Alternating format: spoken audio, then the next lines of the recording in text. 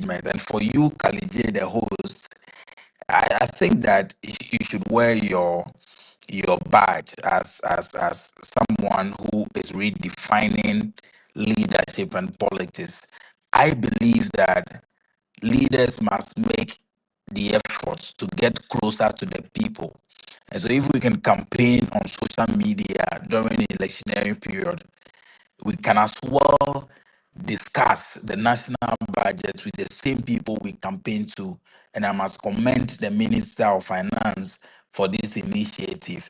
Now that he has started, I'm looking forward to the day the president himself would also want to discuss or host an engagement of this nature on your platform with the Ghanaian youth as a sitting president, not as a candidate, so that the young people can interact and share ideas. And so I'm here watching and listening carefully to the finance minister and to all the views that will be coming from young people.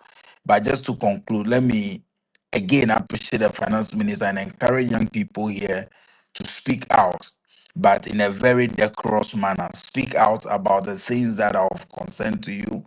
Speak to leadership about things that you're passionate about, and let's all build the Ghana that we want to see together. Thank you, and have a great evening. Thank you very much, Honorable Adam. So let's hear a quick message from the Minister for Finance, and then we can continue with our forum. So, guys, you know how the forum works. You get the opportunity, you go straight to the point. Tell us what you're expecting to be in the budget. I know a lot of you are saying the betting tax, e-levy, COVID levy. Don't worry. I want you to say whatever I want to say. The minister is listening. So let's hear from the minister now. Thank you very much. Good evening, Kali. Good evening, sir. Alfredo, and to my colleague in Parliament, Adam. Good evening. This evening, I want to first of all thank you for making time to be part of this important conversation. But I want to say that President John Dramani Maham's government believes in true engagement and true buy-in. And we believe that it is only through engagement and buy-ins that we can together reset our economy and make life better for ourselves. This is not the end of the conversation ahead of the budget and not the beginning. In fact, we started with the National Economic Dialogue. We were able to arrive at some consensus before the budget policy of this magnitude is introduced. We need to, at the minimum, hear from you. Today we'll be listening more. We will be listening more. I'm not here to read a budget, but I'm here to hear from you.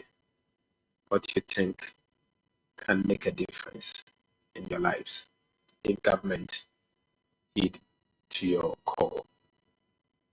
But I want to make something very clear. I do not take the people of Ghana for granted. I'm not here because I want to be here.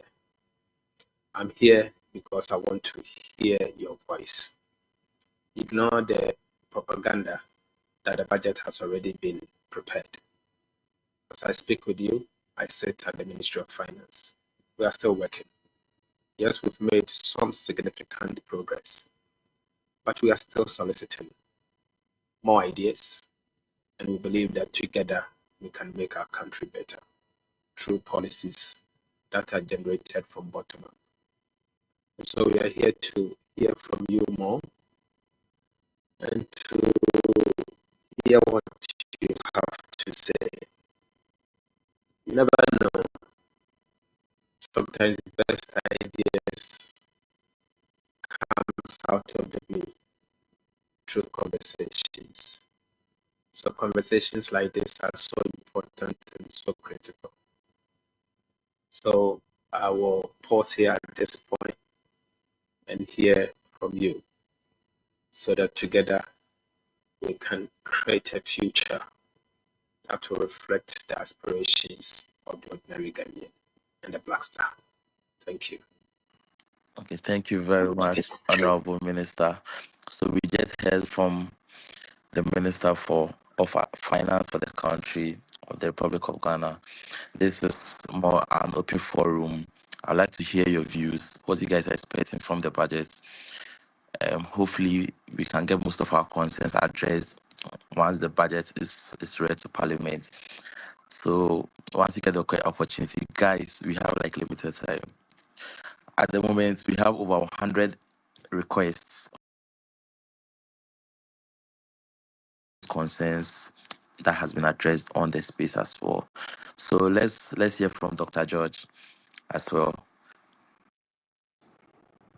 Yes, so good evening, everyone. Good evening, Honorable Dr. Ato Forson, for the opportunity. Thank you, Kaliji, as well, for the opportunity. So, yes, for the purpose of this meeting, I am Dr. Anagli George. I'm a pharmacist who has been owed a full year salary, right? So, in June 2023, myself and about 320 of my colleagues were posted by the Ministry of Health through the Ghana Pharmacy Council to various hospitals across the country for our 1 year mandatory housemanship. So we worked from June 2023 to June 2024, full 1 year, yet not a single one of us has received our salaries. We tried our efforts with the previous government to at least try to get what is due us, but to no avail. So this is actually a major reason why myself and about 80% of my colleagues, along with our families and friends, voted against them. So tomorrow is the budget reading, and my question is simple. Have we, the 321 pharmacists, finally been included for payment, or should we get ready for yet another disappointment? So this is just my question, just a simple one. Thank you for the opportunity. Okay, thank you very much, Dr. George. Let's hear from Kessie. Let's hear from Kessie. After Kessie, we have Blake on as well. Good evening, and thank you very much, Kali. Um, thank you very much for this opportunity and helping put this space together. We greatly appreciate you for that. I'm overly excited and enthused about the fact that a lot of youth are on the space today. That is a great step in the right direction. My name is Kessie. I'm speaking from Las Vegas in the USA. I am the founder and president of Greatness in You GIU, which operates predominantly in Ghana. We've been supporting youth with tuition and helping set them up for businesses and essentially get them to be who they want to be, their aspirations and their dreams. There's a lot of things that matters to me. The youth. When I was in Ghana, I was actively in politics. I then worked alongside Dr. Omane Boama and Professor Mills in the past. I believe that those were folks that cared the most about Ghana, and I think my opinions still hold true given what we've seen in the last 8 years. In recent times, I have been trying to reach out to the government, either ministry, on how to support the youth. And I'm super excited about the direction through which the John Dramani Mahama, the president's government, so far so very good, is taking the youth. I think the inclusion approach is very welcoming, and for that I applaud him. On the budget, there's a couple of things that somebody like me who has no bone to pick would like to hear. The outflows and the inflows on the proposed or I would say the assumption that the youth are looking forward to scrapping of the betting tax, the e-levy, and the COVID. Whilst it might be a good approach or something to get the youth going, my next question is how do we replace such revenue?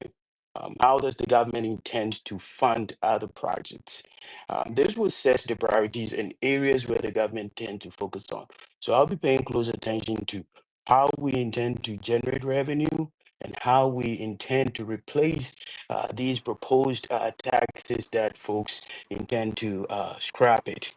And for the minister, Dr. Atuforsen, I recently tagged you in a post, and I hope that I get the opportunity to work and speak with you because there are some policies Cassie, you that I have like 30 seconds more. all right, brother. I'm almost Yeah. there. I would like to speak to you on some policies on the Ghana Stock Exchange, the stock market. How do you get the youth involved for us to trade our own stock, our ETFs, cryptos, and then most importantly, I have policy that is addressed towards credit. How do you make sure that we have a database system that addresses the credit needs of the youth and the Ghanaian? Thank you very much, Kali. Thank you. Okay, thank you very much.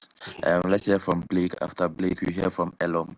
Guys, please keep your questions straight to the point and keep it very, very short because we have a lot of people sending requests as well. Please, we have like over 100 requests and we have like limited time. So let's go straight to the point. Blake, let's hear from you. Okay, thank you very much, Honorable. So, congratulations once again. And I am a farmer. I have dedicated my life to move back to Ghana and then engage in farming because of the policies. One, I understand that there'll be some taxes taken off. I want to know if government has been able to figure out ways to cut expenditure to make room or to subsidize the budget that has been cut. And I want to thank you for bringing governance to the people and making it possible for our inputs to be heard and factored into the budget, just as you guys did with the 1992 Constitution. My question is, Galamsey has become an existential threat to the lives of the average Ghanaian. What provisions are being made in this budget to help us fight Galamsey once and for all? Because our water bodies, our food as a farmer, the waters in the eastern region close to Chebi is making it hard for me to irrigate my farms to allow me to actually grow the crops that will feed the Ghanaians. What are the provisions that you are making for the agricultural sector and also for Galamsey? Thank you. Okay, thank you very much, Blake. Let's balance this. Let's hear from Matilda, please. After Matilda, KCL. Please, my question is, I want to find out from you whether there are policy that there are some policies in the budget to regulate the prices of goods and services at the markets particularly. That is my issue. Because if you go to the market now and you are having maybe 200 CDs, you wouldn't know what you buy. But before you realize the money is gone, common ginger. They are not even selling it at 2 cedis. It's 5 cedis. So I want to know from the minister whether he will be able to regulate the prices of goods and services at the market. I mean, there should be some stringent measures to indicate to the market women that if the price of a commodity is like this, we should sell it like this because it is draining some of us. So, honorable, the salary will come, or when you go to the market and you buy these things, after deducting those things and your rent and electricity, and you can't even save. So please, kindly do something about the prices of goods and services at the market. It should be regulated. People shouldn't be hiking the prices all the time. Thank you. thank you very much, Matilda. Let's hear from Felicity. Hi, good evening. I think this is a fantastic initiative, so thanks for organising it, Khalid, and to the Honourable Minister, good evening. My first comments is how are we going to address the dollarization of our economy And I think that we all know how it impacts inflation, how it impacts just the cost of goods, just impacts Ghanaians, and how are you going to tackle that?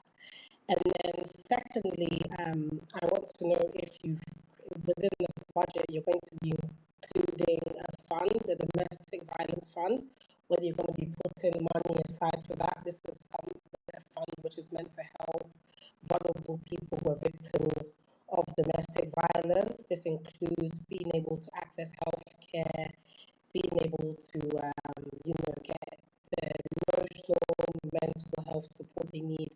And then also if you're going to be including the building of shelters for victims of domestic violence. And do you also have, within all the policies which are brought in within the budget, do you have a team which is focused on like ensuring that all your policies are gender responsive? So would you be looking at creating like childcare spaces, or creating like putting resources towards being able to have jobs whilst they're working, so that they can work remotely while they have young children?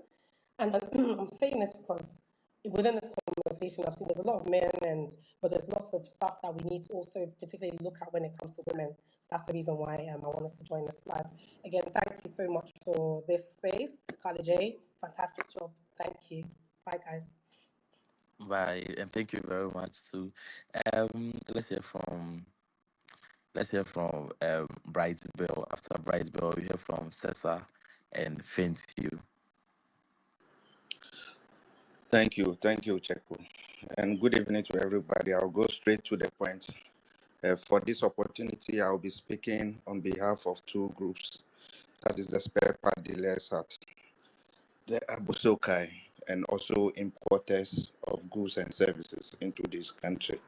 Honorable, we have about some 19, on the average, about 19 form of taxes bill on the import duty. Well, that's the declaration. When you have the breakdown of your duty, we have about 19 or 20 tax. On that 19, we have network charges. 5 network charges, where you have network charge VAT, network charge COVID-19, network charge get fund levy, and all other forms of network charge. Honorable, I'm sure once you are delivering the budget, our people at Abosokan will be looking up to you. There's also a challenge where shipping lines are also charging their local services for local services after charging wherever they have to ship from their fees. So, for instance, after charging you maybe their container oil freight fees from maybe US, when the container gets into the port, they also have about 3 charges that accumulate to an average of maybe 10,000 cedis that they charge. This is quite different from the port charges, what the Gapoha terminal charges are for unstuffing and all that, which is illegal to me. And it's also making it very difficult for businesses to flourish and impacting on the price, the spare part price, and other forms of goods in the country. So please, I would like you to look into that aspect as well. And also, if you could consider all the state institutions and other companies that are government owned, if their CEOs and all to be moved to the single spine pay policy, I think that will also be in a great shape to cut down costs. And also, if their bonuses will be based on what any KPIs or performance or profit margin, I think that will also be of a good initiative to consider. Thank you very much. Okay, thank you very much. Sally, let me come in a bit. Okay, sure. Please, hi. and that there are other charges which are culminating into these high prices you are paying. Issues of illegality, and that is matters of law. So let's please respectfully shy away from that, because if we are not careful, we'll be impugning wrong on someone or an illegality on someone, and this is a public space. So respectfully, and when we are making such definitive statements, let us be careful. Okay, thank you. Let's move to the next person. Okay, thank you very much, Austin. And let's hear from Faint You. After Faint You, we hear from Ira. Oh, then Cesar.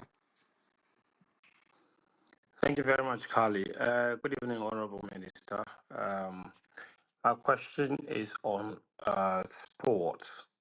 Now, since the Youth and Sports Ministry was together, majority of the funding, the direct source of income for the Sports Ministry was coming from the youth agencies under the Sports Ministry at the time. When it was Youth and Sports, there were three agencies under that ministry. There was the Youth Employment Agency, there was the National Youth Authority, and then there was the National Sports Authority.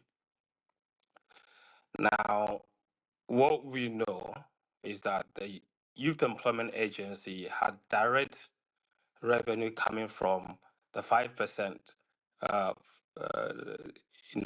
from the communication service tax. So they had 5% of that particular revenue coming directly to the YEA. The NYA also got 5% of the District Assembly's Common Fund. The National Sports Authority did not get any sort of direct funding from any sort of tax whatsoever. So now, with the creation of the Youth Development Ministry, those two agencies have left the Sports Ministry. So YEA is taking their 5% of the CST away, NYA have taken their 5% of the DACF away. The Sports Ministry has just one agency at the moment, in fact, two, if you're counting the Windber Sports College, and then the National Sports Authority is just those two. None of them has any sort of direct source of funding. Now, there's been the conversation about creating the sports fund.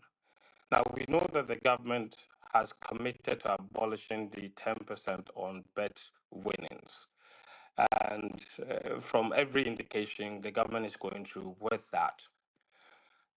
Now, so that is not an option to fund sports.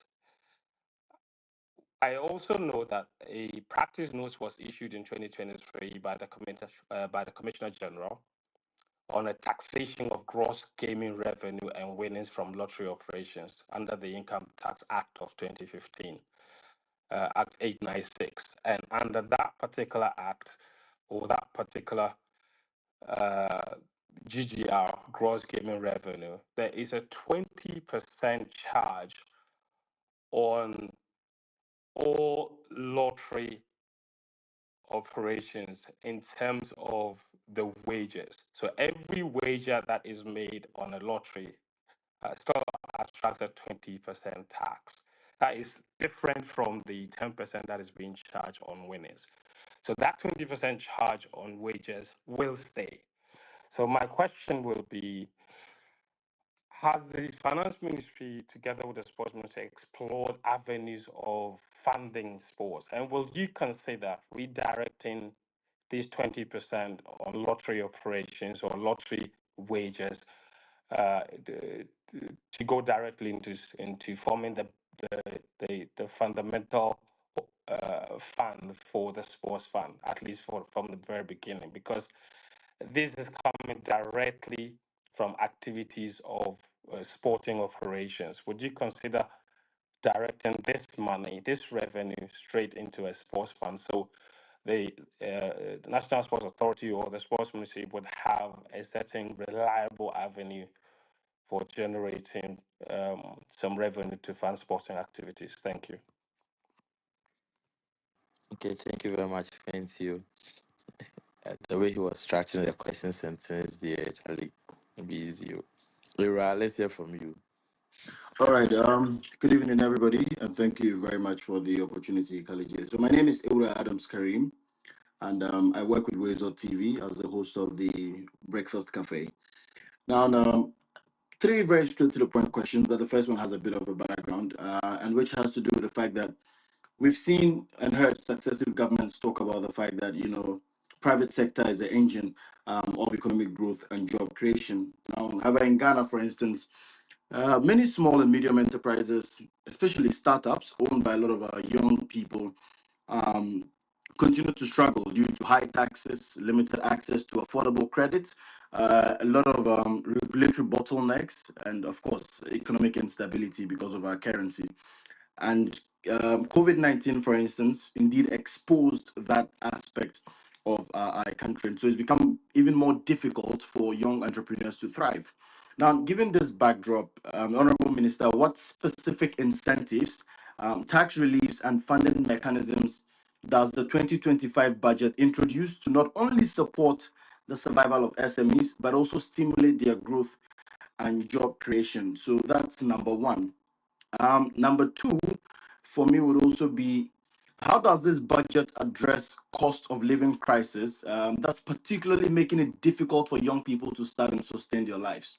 Because take home salaries do not take people home, the transportation, feeding, rent, and all of that. So, how is the budget going to address cost of living, particularly for young people?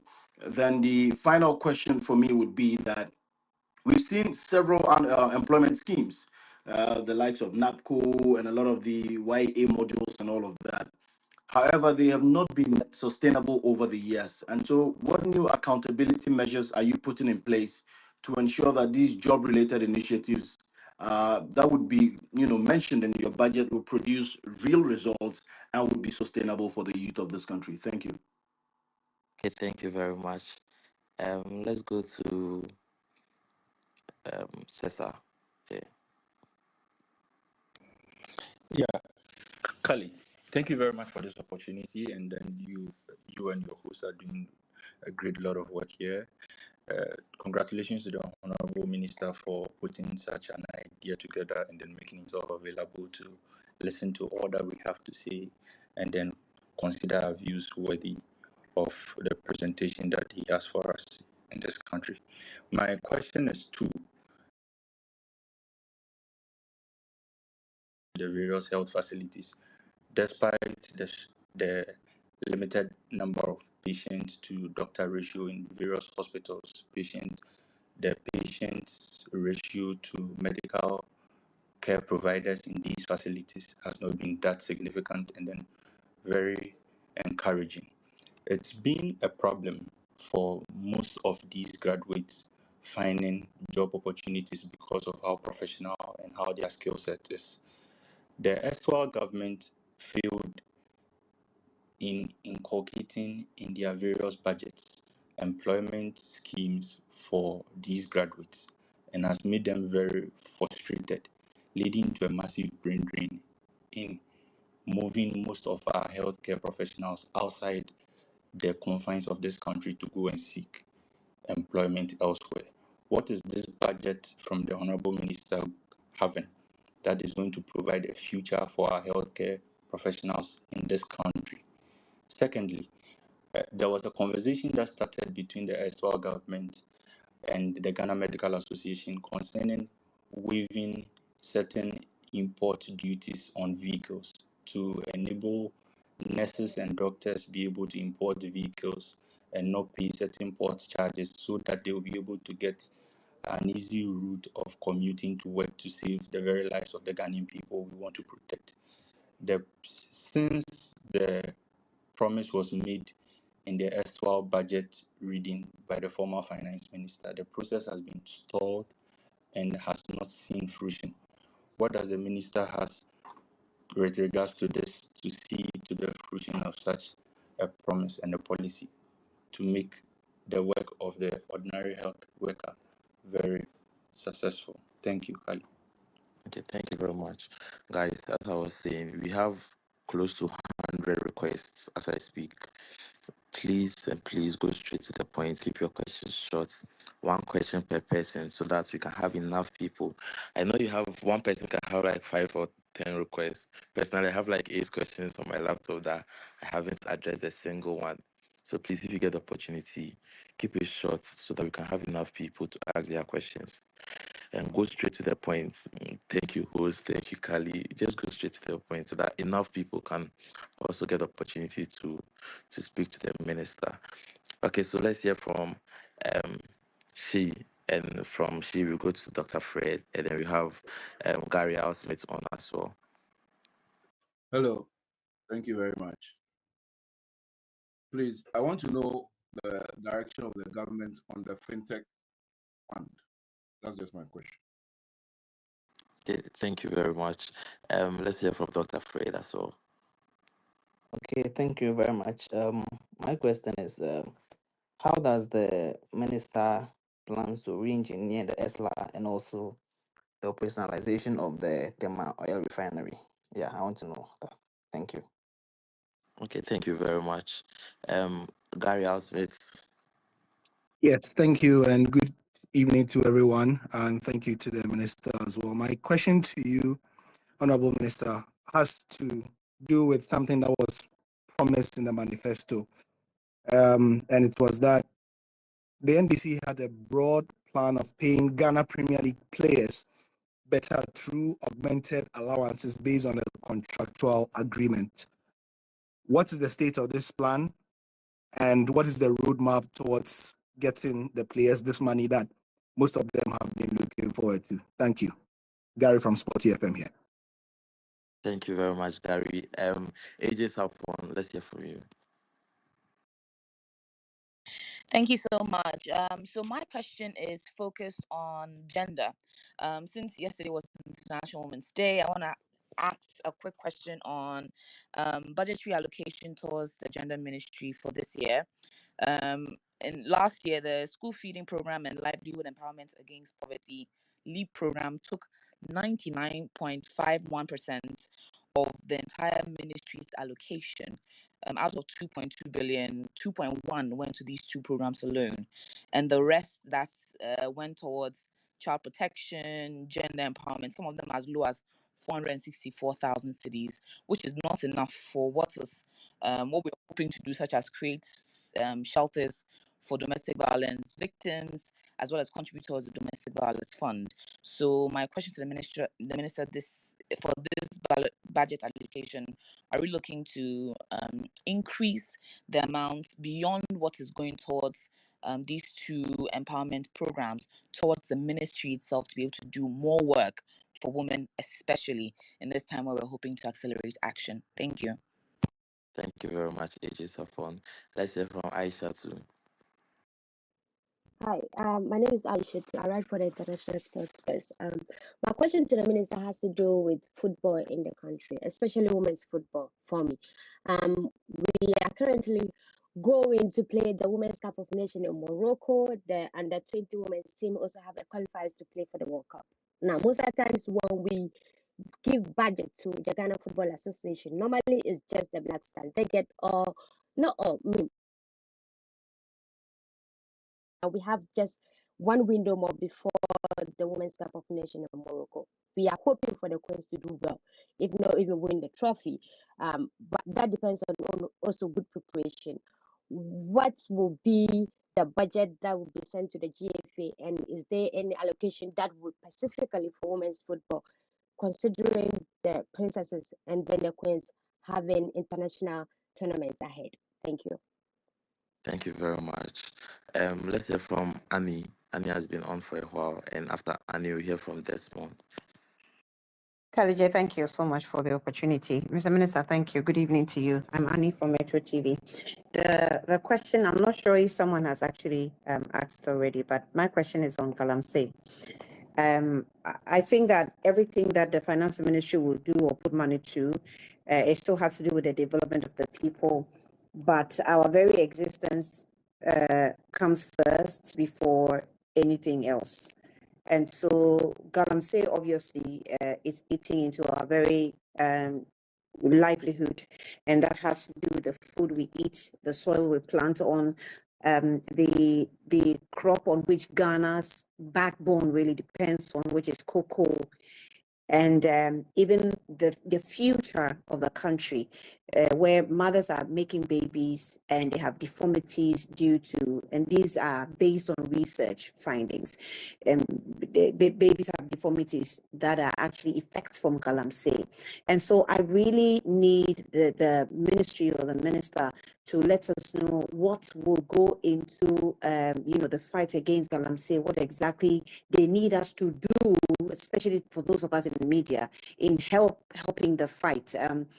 There's been a lot of suggestions. Sometimes you even think that the leaders are frustrated as to how to go about it. So we want to know how to go about it, what budget you're putting to it, how they want us to come in support of the fight, so that we'll all help in saving lives first before all the other activities based on the economy will actually come in. And that's what my concern is on Kadike. Thank you. Okay, thank you very much. Let's hear from Abeku later. No, he All said right, thank you. Desmond. So let Desmond go first. Oh, yeah, Desmond. Sorry. All right, thanks. So my question has to do with the financial markets, and over the past few weeks, we've seen significant rate cuts and rejection of treasury bills in terms of bids. And so my expectation would be, or question to the finance minister would be, should we expect government to come to the capital market or bond market this year? And looking at how significant they've cut rates, are they in discussions with the central bank on also on the monetary policy rate being quite at 27%? Are they looking at reducing it to sort of reduce the cost of borrowing for the ordinary businessman? And finally, are they also looking at paying the Eurobond coupons this year as well? Thank you. Okay, thank you very much. Abeku. All right, thank you. So my question is on education. I want to know if this budget covers the academic user facility fee that was promised in the manifesto by the end. Secondly, I also want to know if the GET fund has finally been untapped so that we can start addressing all the major problems in education that have to do with funding. And then finally, is the government of Ghana still funding 100% free SHS, at least in those budgets? Thank you. Okay, thank you. So we'll pick our last person for now. For now, we are not ending. That's Muftau, and then you hear from the minister on his views so far, what he has heard so far. Hopefully he addresses a lot of the things or our concerns so far, and then we'll continue with the forum. So let's hear from Muftau. Thank you, Abdullah. Joy FM here. Our question is on haircut. I'm a victim of the haircut. Is there any specific plan from the ministry to address those of us who suffered this haircut, especially young men like ourselves who had invested? We just woke up one day and we lost so much. Is there any plan from the finance ministry as to how those of us who suffered the haircut will get our monies back? And then another question, as a sports person, definitely I will have to ask that question. It came from the manifesto where there was a promise to construct or build stadia in the new regions across the country. My region, Northeast, for instance, we don't have one. Is there a plan as to how they are going to put out these stadia, and when does the finance ministry think that these would be possible, and where would the source of funding come from? Thank you. Okay, thank you very much. Okay, so let's hear from our honorable minister as well. Guys, don't forget to share the link. Use the hashtag Kalije Space. I can see a lot of tags, I can see a lot of comments, but we have limited time, so yeah. But let's hear from our minister for now. Thank you. Let me say that it has been an incredible and insightful conversation. I've listened a lot.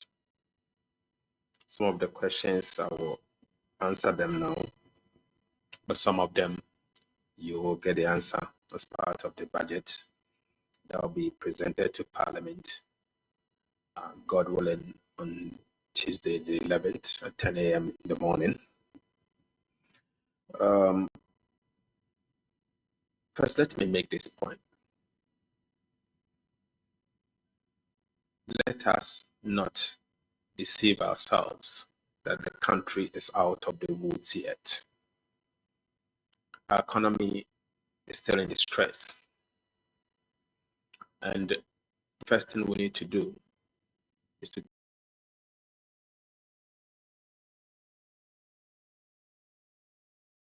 where we are now, without stable economy, most of the things that we are talking about, we may not be able to achieve it.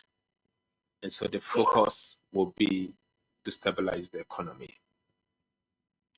Our focus as part of the budget will be to take steps to stabilize the economy, take steps to bring inflation down, take steps to reduce the high cost of living, reduce food inflation, and to ensure that we can have some stable prices and stable exchange rate. There was a question relating to the possibility or asking government if we can control prices at the market. I'm afraid to say that in an open economy, it is difficult to control prices. But what we can do is to put together a framework where there will be a stable exchange rate, stable inflation, and a stable economy. That in itself will control the prices that we see moving from 1 city to 3 cities within 2 days or three weeks. So that should be the focus, and we'll work around it to make sure it happens. If you were to look at the manifesto, we have a number of policies.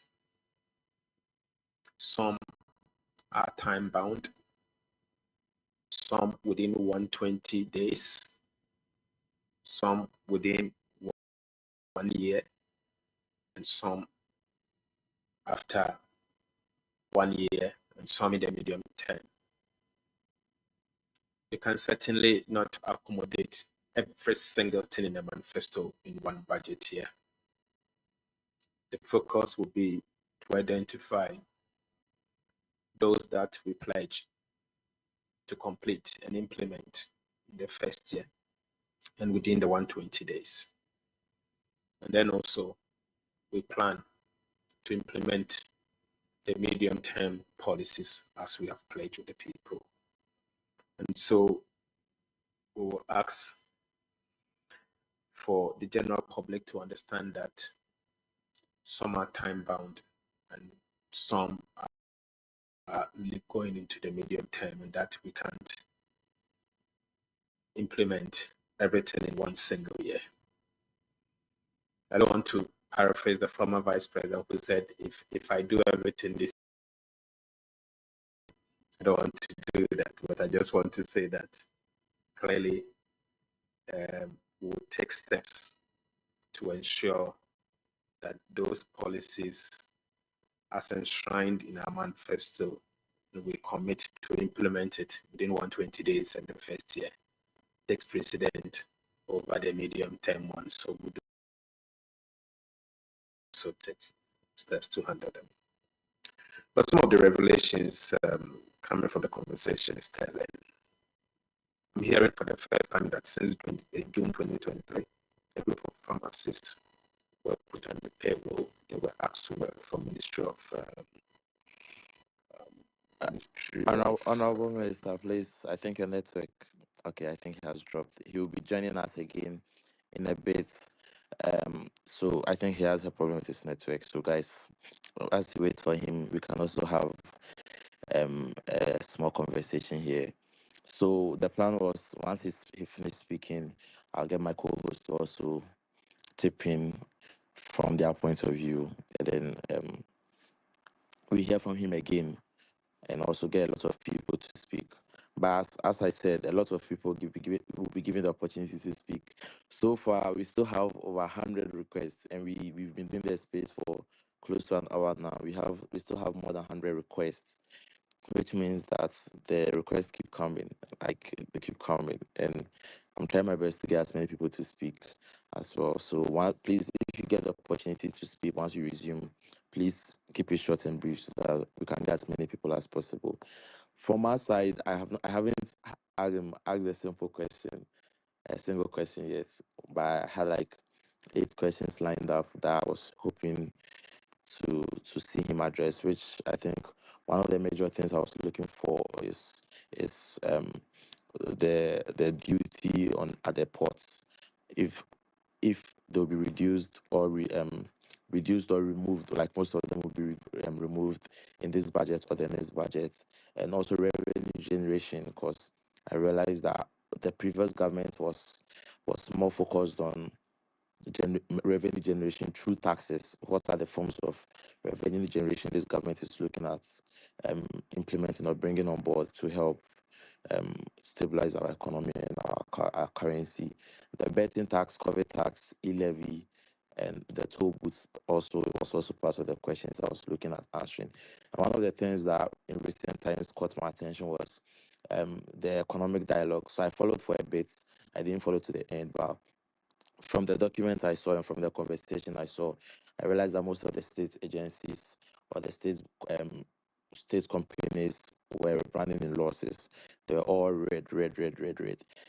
Is the government going to provide KPIs for them? I mean, KPIs for some of the MDs and the appointees, and so that we can be able to track their progress. And if they are not performing well, they'll be removed or reshuffled. I think those are some of the things I was looking at. The minister addressing, but hopefully once he comes on board, maybe we can still look at it.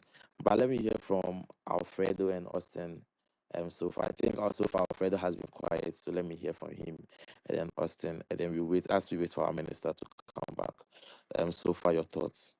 No, I think definitely a broad range of questions here, in terms of different angles. This is literally touching everything. So one of the things that I had thought about was, this was going to be a lot more youth focused, right? Like in terms of, but basically the questions are touching on every angle, and that is great. One of the questions that I also had, and I think one of the speakers had asked about what accountability framework is the government going to propose, right? Because I think the issue, when you look at our system, one of the things that we are spending all these monies, for example, in terms of,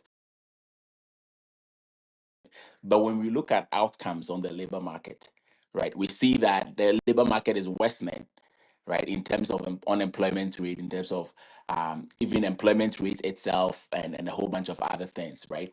And so, how do we bridge that gap between funding something and then looking at how that translates into measurable outcomes? So I think the Ministry of Finance has a role to play there, because at the end of the day, the ministry holds the check, right? And so if programs are not impactful, like how do we continue to fund those programs, and then also have these different agencies involved in, for example, trying to train the youth and get jobs for the youth? Because the more, as we are seeing now, like all these CEOs and all these bureaucracy that are in these different agencies, they all come at a cost to the state. But you have all these different agencies working, and then we're not really seeing that translate into the outcomes that we should be seeing in the labor market, right? So, how does the finance ministry intend to, I guess, restructure the whole thing, or like rethink the whole framework about how we translate budgets into actual results that we can measure, right? So that's one of the things. And so I was happy when the person mentioned the whole accountability framework, because I think it's just definitely going to be important. The other question about shortfalls, right? So people, and I think there were a number of questions about that, how that shortfall is going to be filled, right? Because we know that the government has promised to remove certain revenue lines, right, from the budget, and then at the same time, the government is planning to spend money. We've had things around like the big push, the $10 billion infrastructure big push, right? The 24-hour economy and all those other flagship programs. In addition to some of the existing flagship things that were happening before, like One District, One Factory, and all of those other ones as well, free SHS. So there's a lot of spending, and then we also taking our revenue lines. Right. I know that the government is planning to, or at least from what we've heard, is they're trying to see how we can rake in revenue from VAT, from the VAT, because apparently the data shows that we are lagging our neighbors, right, when it comes to VAT. And so whether that VAT short, whatever we can give from VAT, will that be enough to offset? First of all, offset the ones that we are replacing, but also thinking of the new programs that are going to come on stream and how we fund that, right? So, for example, when we're talking about $10 billion in infrastructure, the total budget for the government is about $15 billion a year, right? So 10 billion is a significant part. And I know maybe, of course, it won't be 1 year, probably will spread over a number of years. But how does that get funded in addition to all these other programs that we have running? So I think that, yeah, I also like the question about like the gender specific questions and how we make our policies gender responsive. There's a whole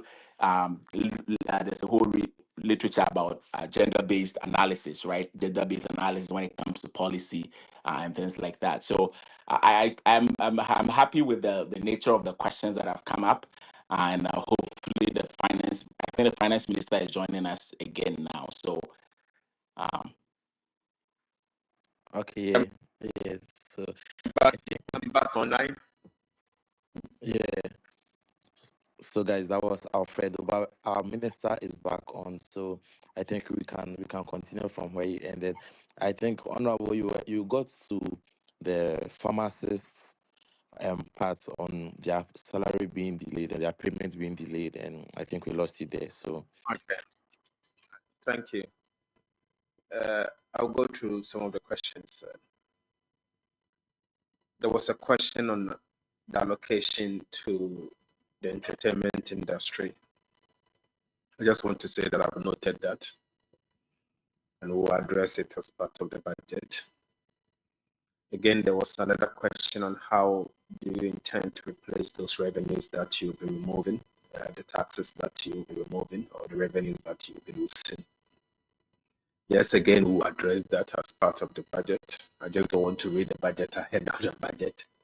But I can assure you that we have a lot of ideas, and this is likely going to come from cuts in wasteful expenditures, and that is going to lead this budget.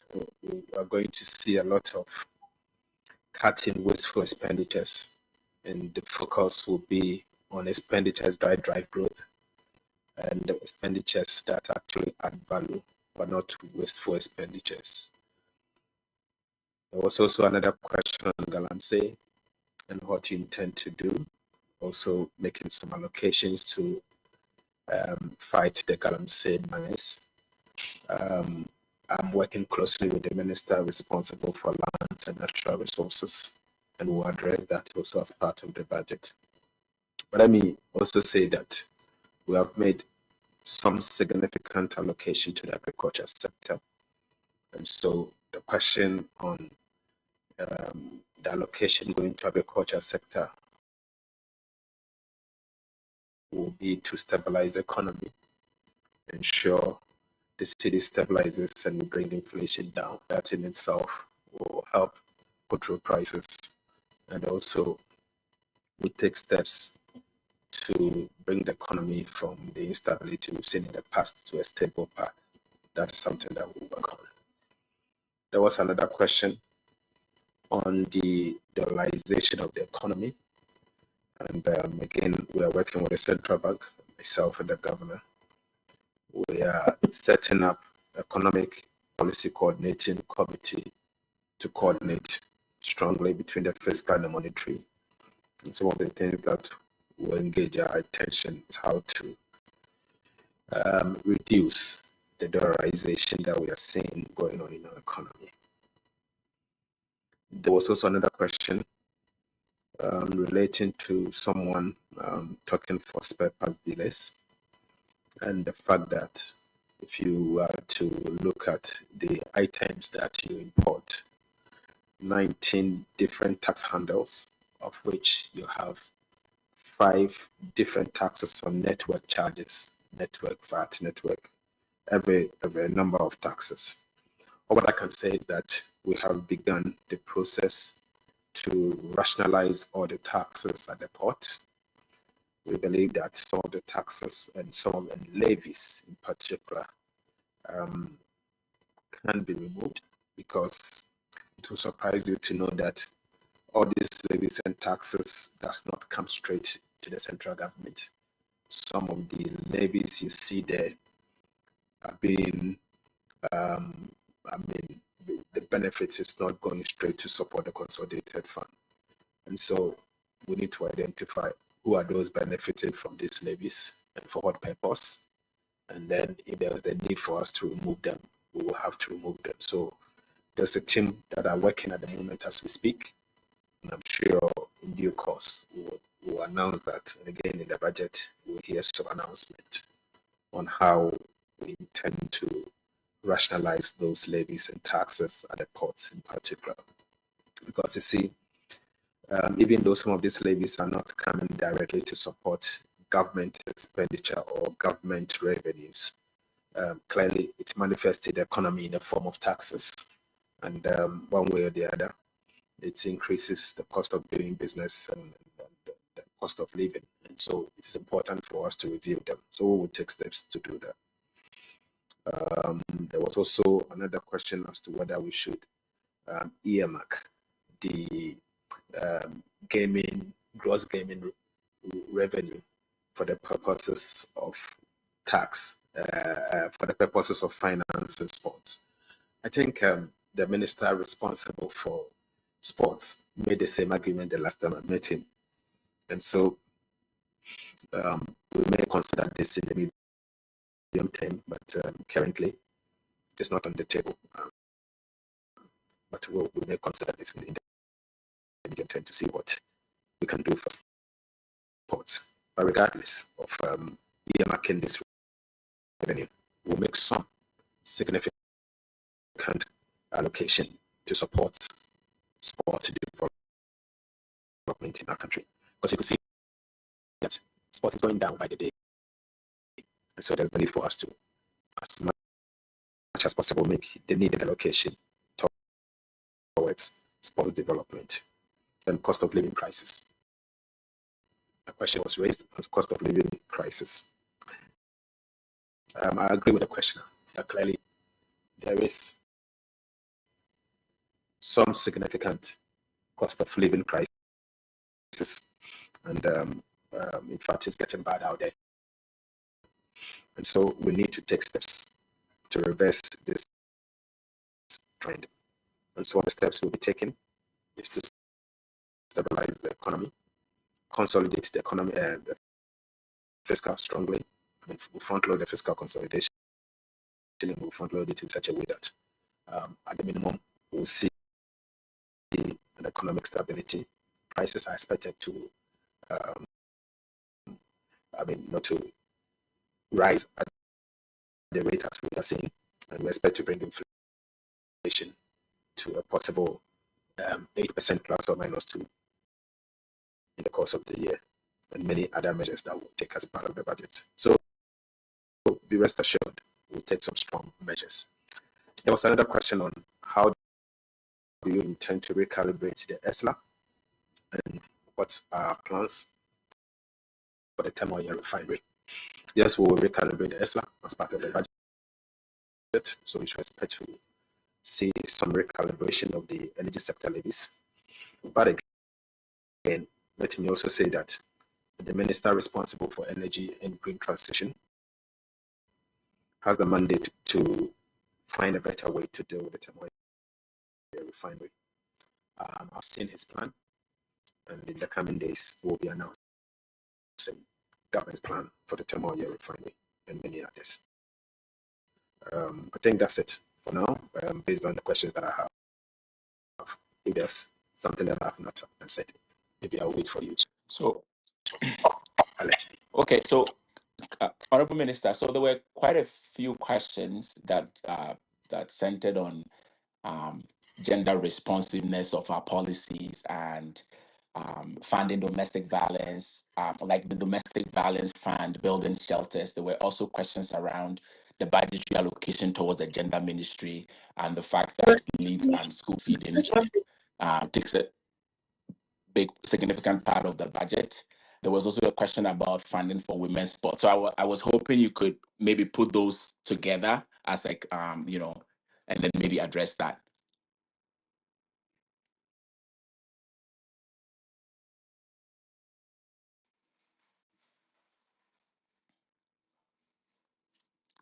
Honorable Minister, do we still have you? Yes, I'm here. Can you hear me? Okay. Yes, we can hear you now. Yes, currently the government of Ghana pays 1 cedi 50 pesos per child per day. Unfortunately, we all agree that this amount is too small and it can't even buy one egg. In the budget, we will be increasing this modestly to appreciable limits. And so you should expect to see some increase. We intend to index to 2 cities to represent at least 33% an increase in school feeding allocation per child. Ministry of Gender performs a lot more functions, domestic violence and all of that. We have met the ministry as part of the budget hearings, and I can say that we've made some good allocation to the sector ministry. So you should expect to see some good allocation to the sector ministry. But as I said, I can't give the numbers at the moment because we are yet to deliver the budget. And after the budget, probably I may have to come back to your show and take specific questions to explain the rationale behind some of the decisions that we have taken. But at this stage, I'm here to elicit your views and to make some, to allow you to make some input towards the finalizing of the budget that will be delivered to Parliament, God willing, on Tuesday, the 11th. So I think at this stage, I thank you very much for having me. Okay, thank you. So let me ask a question about entrepreneurship and the labor force. And so when we look at the labor force, right, it is generally dominated by self-employed people. So I like every time when I hear people talk about the fact that entrepreneurship is people need to be entrepreneurial and all of that. I think there's a lot of entrepreneurship. I think the issue though is that we've had a lot of programs targeted at capacity building. So you have like things like the U Start and all those stuff. But one of the big barriers is credit access. And we know that when you look at bank credits to the private sector, right, it has been on a decline. So, for example, as a share of GDP, it was about 17% in 2015. And as of 2024, we are looking at about 9%. So even established businesses are struggling to access credit. And part of that is because of the elevated credit risk on the credit environment, right? So how will these budgets and subsequent policies ensure that young people get access to credit either to start or scale up their business? Great question. Let me say that access to credit, I mean, the numbers you gave out from 17% to 19% banks giving credit to the private sector is quite worrying and scary. This is largely as a result of government crowding out the private sector because government is over borrowing from the banks. Today, banks find it more easier to lend to government than to engage the private sector. Because obviously government is easier and they'll pay high rate and all of that because government is heavily engaged in the treasury markets, taking so much from the private sector. in the last few days, the last 2 months, you have seen a reduction of government activity in the treasury bill market. Week in, week out, we reject some bids. Sometimes we reject up to 10 billion cedis. Sometimes we reject up to 8 billion and 5 billion cedis. A time will come that these banks, after seeing consistent rejection, will have no choice than to lend to the private sector. That's where we are going. But if government increases its appetite towards borrowing, it may mean that the banks will lend to the government and leave the private sector. Today, when we took office, the T-bill, the 91 days T-bill rate was about 28%. We have successfully reduced that from 28% to 17%, 17.9%. This represents over 10% reduction, 1,000 basis points and over. Again, the 364-day T-bill rate when we took office was 30.4%.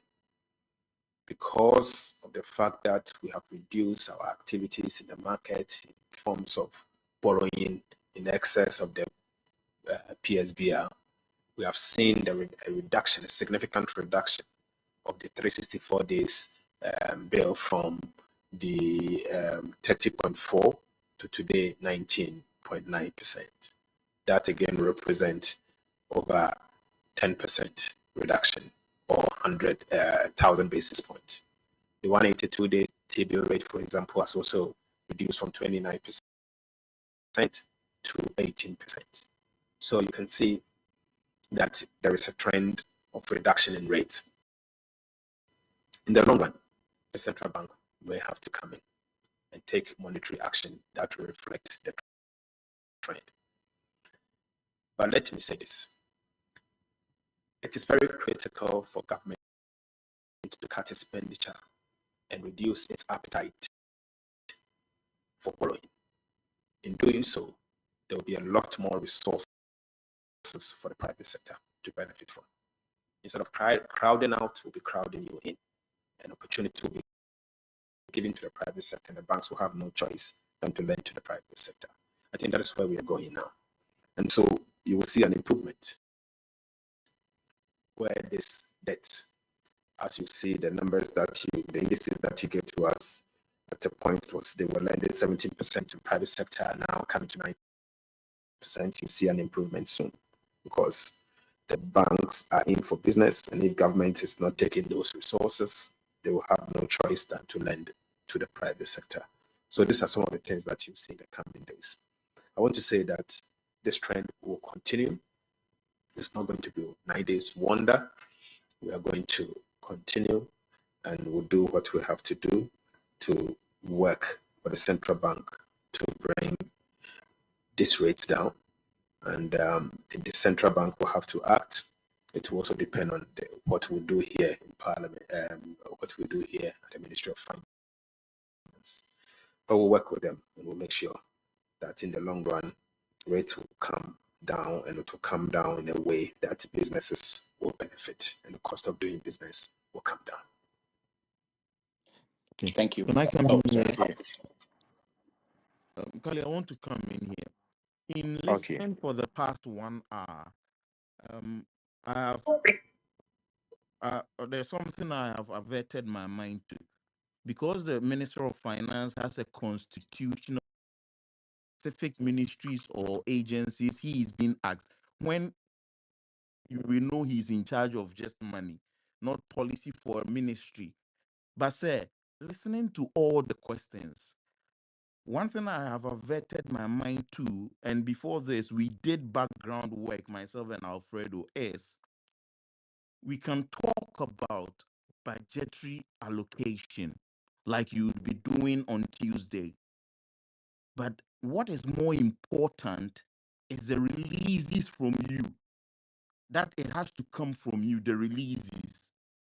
And for the umpteenth time, we would make budgetary allocations, read it in Parliament to the people's representatives, when everybody goes to bed, by year ending, we would not have released the monies to these agencies and ministries. So, for example, you've just told us that the school feeding program allocation per child a day will be moving up by 33% to 2 CD a day. But I can assure you, like Accra flooding, that we would have school feeding caterers saying they have not been paid 6 months down the line from today. The challenges is the releases.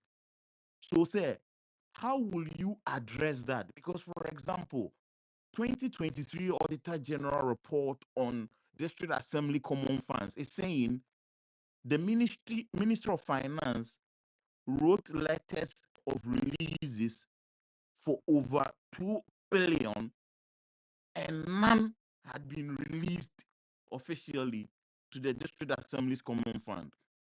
I'm also asking, why do we have the Scholarship Secretariat?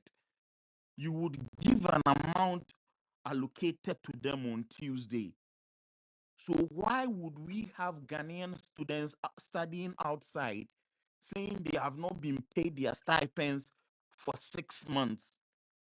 Is it the finance minister who has not released the allocation, or we should go to the scholarship secretariat who has the released amount but has refused it? So on releases, and parliamentary select committees have consistently talked about it, which has been lower. Sir, how do you assure the Ghanaian youth that releases would be made to these ministries and agencies to fund the nice programs you have? Thank you. Okay, thank you very much. After the minister answers this, I think we have to leave him now because he has to continue with the budget. So I think he'll address the final questions from our co-hosts. But I spoke to the team. We are preparing the Google form document. Those of you who were not able to address your concerns, um, I'll post the link on my page. Fill it up, and we'll follow up on that for you. Also, we are making arrangements after the budget reading. I think we have a part two of this to discuss how the budget went with the minister as well.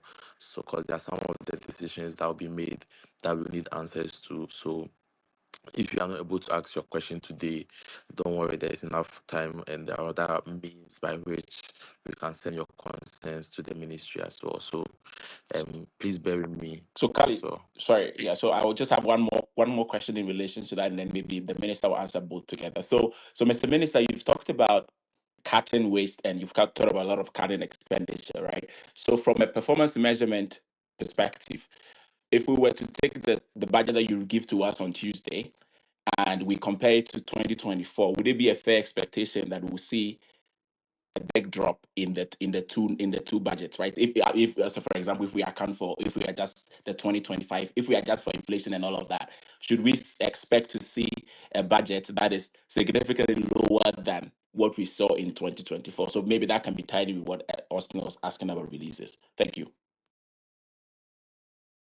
Okay, thank you very much. So let's hear from the minister as he addresses the final two questions from the co-host. I'm sure when the minister is done, he will drop and we will continue the space for maybe an extra 30 minutes. Continue the forum and then we can wrap up as well. But for you guys, I'll be sharing the Google forms so that you can fill it with your concerns. The these students, Dr. George and his people. I think he mentioned it earlier, but the minister was addressing it when he fell off. So I'm sure you address that as well as the extra two, and then we wrap up. And I'll post the link as well. But we'll bring back the minister after the budget reading as well, so that we can address a lot of concerns. So let's hear that from the minister, and then we can continue the forum.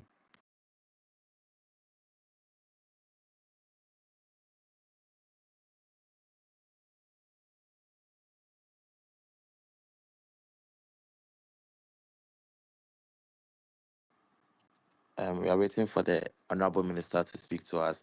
We are also streaming on Power FM and Sorry, Ahuto FM. Yeah, can you, Honorable. yes, can you hear me? Yeah, yes, you Thank can. you very much. I just wanted to make a point that this is the President Mohammed's administration. It's not like the previous administration. And so if in the past budget was prepared, releases were made, and those releases were not actually paid by the Controller Accountant General, we should not assume that it is going to continue under President Mohammed's administration. Um, Budgeting has to be credible. And if you prepare a budget, you should prepare, then it becomes a problem. But on the issue of releases, expect a strong announcement in the budget, and that I can assure you. Expect that. And then I think the last question was the last question. I think it has to do with allocations, isn't it? And you made reference to the Business Assembly Common Fund and all. Let's wait for the budget. We'll make some strong announcement as part of the budget. But I think there was a last question. What was it about? Can you? So my question was about comparing, if we were to compare 2025 to 2024, should we Okay, see a thank you. significant drop? Yeah. Thank you. For sure, you'll be seeing some drop in primary expenditures because what we are seeking to do is to go through a very strong fiscal consolidation.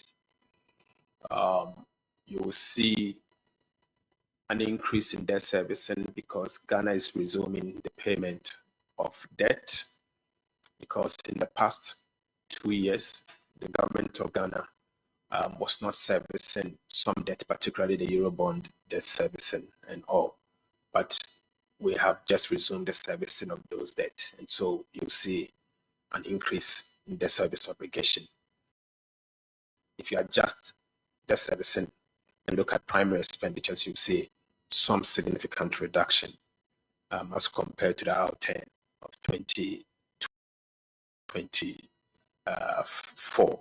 That one, you should expect to see that. And I'll make it a point to announce the change in expenditure so that you will be satisfied and you'll be able to see that the government of Ghana has taken a bold step to reduce expenditure. Thank you. I think at this point, Thank you very much. I think at this point I will conclude, and I want to use this opportunity to thank all of you for engaging and for joining this very important conversation. Once again, I want to make a point that I take this engagement seriously, and some of the concerns that you have raised will certainly be addressed, and those that will not find space, I will take steps to address them in the medium term, and we'll ensure that together we'll work to build the Ghana we want. And I also want to assure you, particularly the Ghanaian youth, that I don't only see you as the future, but I see you as the present. And that together, let's work to build our country, and we can really make our country a better place. Thank you for the opportunity to engage me today ahead of Tuesday's budget. I appreciate it so much. Bye-bye. Okay, thank you very much, Honorable Minister, and we also appreciate your time spent here. Hopefully, we can get you back on after the budget reading to discuss further the plans you've made for us. I think one more thing that a lot of people are tagging me right now in the comment section is the one of the pharmacist issue which you were addressing. But hopefully, since you are aware of it now, you can address that for the pharmacists as well. The 321 pharmacists that haven't been paid. And I think I saw in the comments about the allied posting. A lot of students, a lot of them are asking when they'll be posted or if they'll be posted as well. So hopefully we can address that. I'll work on the Google Forms, and I'll forward the concerns to the ministry as well, so that we can, going forward, we can find solutions to the problem is being addressed as well. So, guys, we had the Minister for Finance, Dr. Atu Forson, on the space to discuss the national budget. I think this is the very first time we are having something being done in this space, which is very great, and we appreciate him for his time. I think for now he's going to drop off the space, but we still have a lot of people on here, so we can continue the space for an extra 30 minutes. Um, get you more of your suggestions and opinions. Um, your concerns as well can be addressed. As I said, the space is being recorded.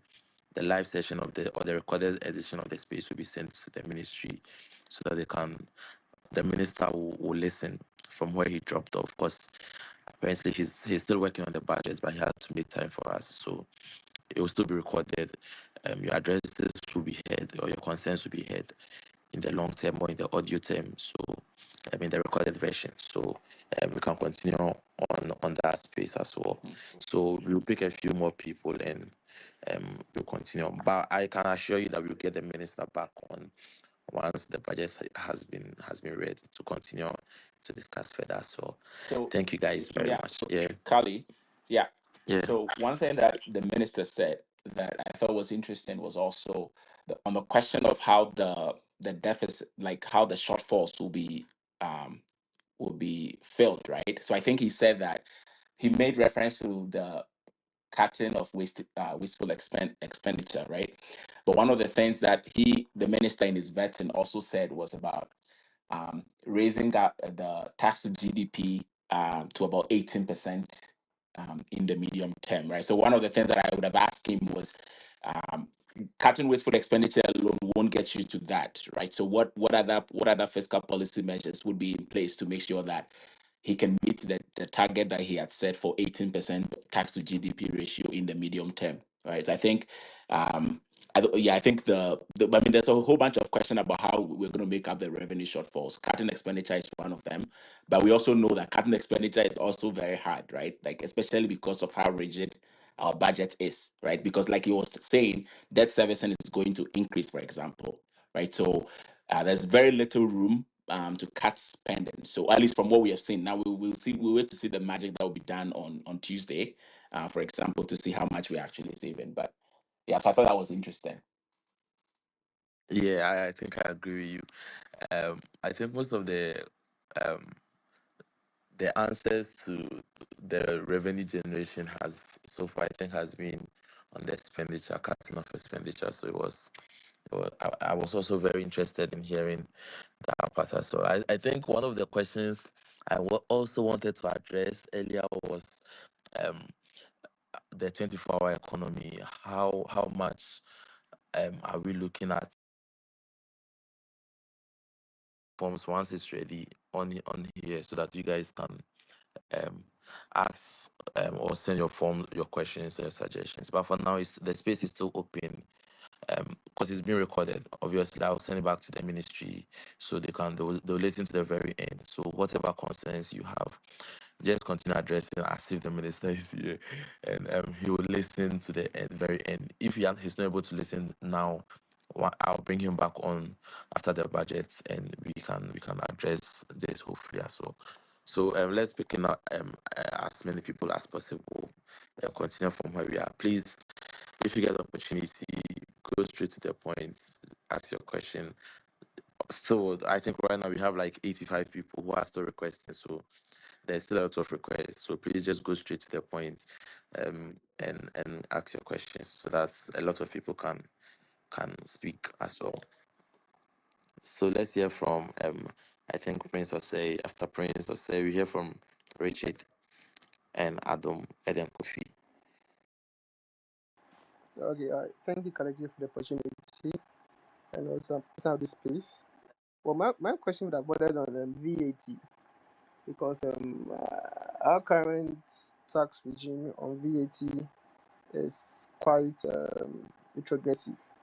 So, for instance, you go to a shopping mall or restaurant to buy a commodity of, let's say, 100 cedis, you pay 2.5% of NHI levy, 1% COVID-19 levy, and then the get fund levy 25%.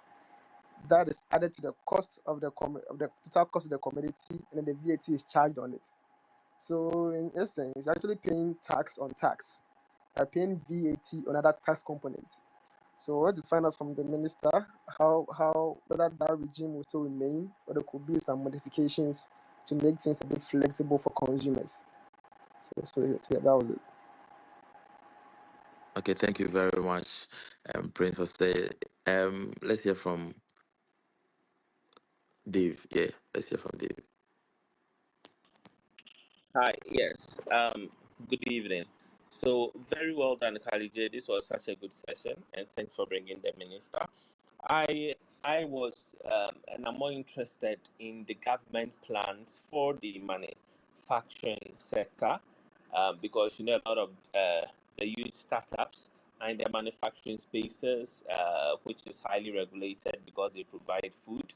So I wanted to know their plans for this sector to reduce, especially tax burdens, and also to ensure that policies from regulatory authorities are non-discriminatory. So, what are they going to ensure that they have non-discriminatory policies, policies that are progressive, that will lead to, development and growth in this manufacturing sector, so more and more people can go. We see this sector is crucial for our agricultural value chain as well. So, how are they hoping to leverage this? How are manufacturers going to benefit from the 24-hour economy? And yes, and the like. So, these are some of the things that, if Minister listens to the recording, we'll be happy to see them address, and also happy to engage further to ensure that what there is a mutually beneficial policies for all of us. Additionally, I also wanted to find out if there are any plans to regulate the media space, because less you are having spaces on social media, right? Now social media influencing has become part of our society. Is there government, what plans does government have for that specific sector, for content creators, for the skit makers, for influencers, right, for digital marketing? It's a huge area, okay, that I think government needs to pay attention to and see how we can implement some policies to regulate these sectors as well. And if they have any plans for this sector, what is it, if we can know, and if in future they could make some allocation for the sector as well. So these are the two critical things that I wanted to ask. And thanks for giving me the platform. I'm grateful. Thank you. Okay, thank you very much, Dave. Let's hear from JJ Adomako. Yeah. Good evening, Kali. Good evening, Ghana, and thank you for giving me the opportunity. I want to ask two questions, and the first one has to do with the Hajj village, the construction of the Hajj village. I understand that there has been about $600 million that has been allocated for the Hajj village. And when I listen to some of the youth, I mean, they are questioning the government. Why are they prioritizing? JJ, hold on. Respectfully, you understand from where? Please, I understand from, like, I read from the CDTV news, and then they posted that the government is allocating $600 million, and this is coming from the Ghana Airport Company Limited. That fund is coming from the Ghana. So you are saying that your source is CCTV, and that they have said that the government of Ghana through Ghana Airport has allocated $600 million No, it is. for the construction I of. am not saying that they have allocated, but that is a proposed cost for the construction of the Hajj village, which is $600 million. Okay. Yes. So I just want to find out why, because John Dramani Mahama, the president, cut the sword for the construction of this Hajj village, and the youth wants jobs, and the youth wants to do like they need some support from the government. So why is the government not channeling their energy into building factories, like some production lines, but then building Hajj village? And I also want to know the return that is going to come from this Hajj village, if it is really worth it, and how long are we going to recoup that $600 million? And my second question is about the informal sector. There's a lot of money in the informal sector, and then governments have come and go, and then they don't seem to put their energy into how to tax the workers in the informal sector, like the cocoa seller, like the goblet seller, because they get a lot of money at the end of the month, and the none is going to the government. So I want to know the policy that the government is going to put in place to ensure that we get some money from the informal sector. Thank you. Okay, thank you very much. Let's hear from Ajota Makulu and Brack if you come in here as well. All right, thank you, Kali. One thing, was this space reserved for journalists and people in the media to come and ask questions? Just a little thing I noticed on the people. No, there were non-journalists, more non-journalists who asked questions than journalists. Okay, thank you for clarifying. Okay. Okay, I was going to ask the minister, because he did say that a lot of it is now only going to be captured on this year's budget, which I understand, but what happened during the COVID-19 era was something that is obviously unexpected, especially for a global crisis. So, and it can happen anytime, any day. So for this year in particular, did we make any contingency plans on something similar like COVID that could happen at any point in time? That was what I wanted to ask the minister. So thank you. Okay, thank you very much. Brack Kofi, let's hear from you. Good evening, bro, and good evening to everyone in the space. So, my question is quite simple. My issue has to do with Ghana's 10% equity interest on our natural resources. Because if we have all these natural resources and we are basically just getting 10% from it, I feel like with all these taxes and everything that we are paying, if we are getting more equity interest from our welfare of the country and negotiate better interest for us, probably a 40%, a 45, because it's quite possible. South Africa is getting basically like 45% equity interest in their natural resources, in their gold. And there are specific countries who produce gold: Russia, Ghana, South Africa. And we are probably in Africa, we are like the highest producers of cocoa. So if we have the raw resources, we have the raw materials, and we still can negotiate better, because gold is not something which is quite common everywhere. That you say if you negotiate 40% for yourself or you negotiate 50% for yourself, they will tell you are not the only producers of gold, so we'll go somewhere else.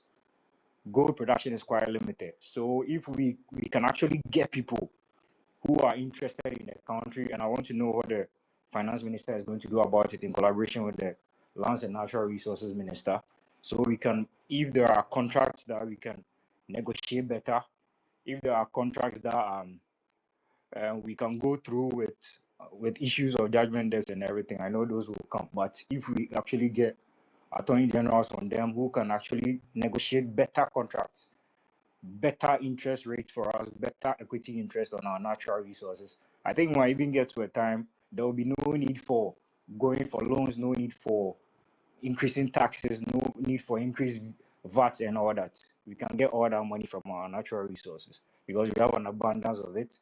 Gold is going up every single time. So if you can negotiate better for that one, I think that one will be way better for us. Thank you very much, bro. Thank you very much. Let's hear from Sir Benjamin. After Sir Benjamin, we'll hear from Verbal Transformers. Kali Sport. Is the minister coming back or he's gone? He's gone. He's gone, but his members are listening. So The issue I have is I never heard anything about the expense part, cutting our expenses, and also never anything about accountability. I mean, if you go, Are you sure? But Sir Benjamin, I think his primary thing he discussed was cutting expenditure and waste. yeah, but I'm not finished here. When I say expenditure, accountability. So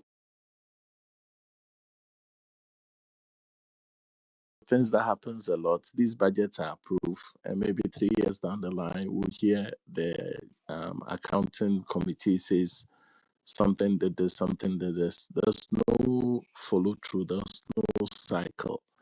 Nobody goes from parliament to follow the money that goes through. How many of those monies that were supposed to be spent on projects that really ended up at a project and the projects came in on budget, was completed? I think that's where the missing factor is. So Parliament approves it, it goes to the ministry or cabinet, Parliament, ministry, they spend the money, and nobody goes to see whether the money was really spent. That's one of the things I think they need to look at. It's project management and implementation, reporting back to the owners of the money, which is Parliament. That's one of the things I think is missing. But we'll see what comes in this budget. I mean, you go through, you see billions of dollars that was approved, was sent to the ministry, budget, whatever was spent, but never got finished or never got paid or wasn't done as implemented. There's no loop, there's no punishment for that. There's nobody, and that's where we're having the problems. These SOEs and stuff like that. I mean, they said the money was approved by Parliament. How many times have you said, yeah, all of you sat in this Parliament here and approved? You shouldn't be complaining about it. That's where the money is going away. It's just leaking. Back to you, Kali J and Austin. Thank you very much. Sir Benjamin, Yeah. let me address this. Sir Benjamin, you see, the challenge I have is we have a system in place to check what you have spoken about, right?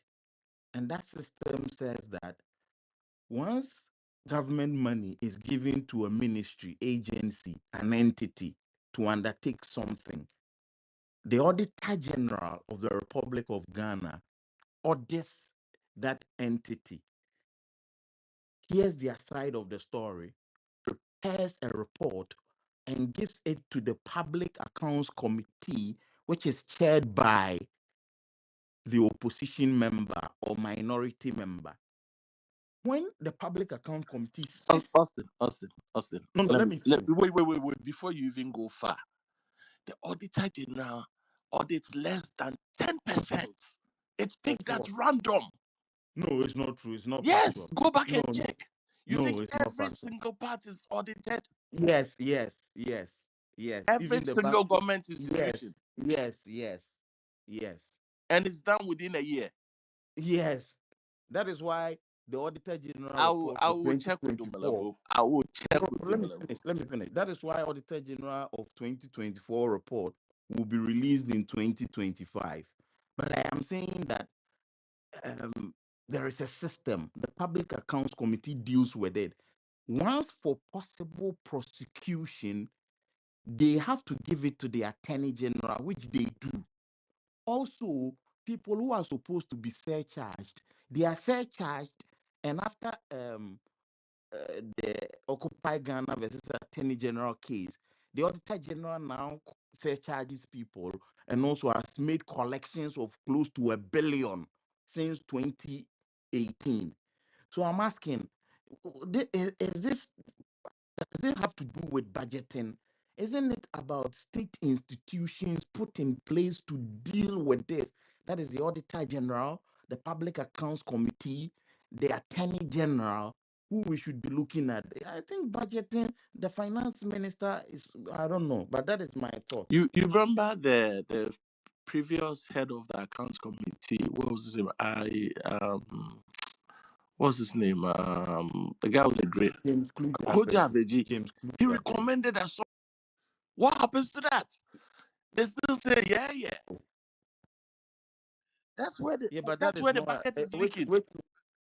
Let me ask you, which law supports your position that when an entity is found to have gone contrary to and misappropriated funds, their budgetary allocation should be halted? I don't think that is legal. That is what the law Not says. halted. The law So says they approve their budgets. The next budget is supposed not to be approved.